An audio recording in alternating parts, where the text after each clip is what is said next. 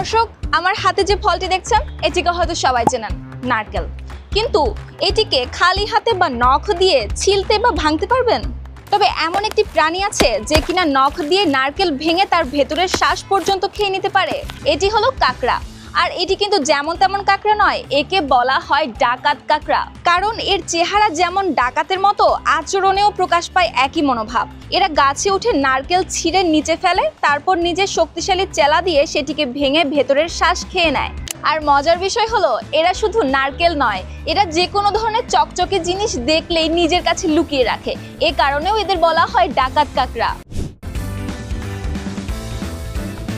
এর আকার এত বড় যে এর পা ছড়িয়ে ধরলে লম্বা হতে পারে প্রায় 3 থেকে 4 ফুট পর্যন্ত। আর এই কাকড়ার চেলা বা চিমটি এতটাই শক্ত যে এটি সহজে ভেঙে ফেলতে পারে নারকেল। বিজ্ঞানীদের মতে এর কামড়ের শক্তি প্রায় 300 কেজির মতো, যার কাছে অনেক সময় নেকড়ে, চিতাবাঘ, হায়না, কুমির ও বড় কচ্ছপের কামড়ের শক্তিও হার মানতে বাধ্য। তবে দুঃখের বিষয় হলো, এত বড় কাকড়া যে কিনা ডাঙায় দাপিয়ে বেড়ায় ডাকাতের মতো করে, সেই পানিতে একেবারে অসহায়, সাঁতারও কাটতে পারে না ঠিকভাবে। তবে এমন একটি কাকড়া যদি আপনার দেখার কখনো সৌভাগ্য হয়, কি করবেন? ভয়ে দৌড়ে পালাবেন, নাকি মোবাইল তাক করে ভিডিও করবেন তার নারকেল খাওয়ার দৃশ্য? কমেন্টে জানাতে ভুলবেন না।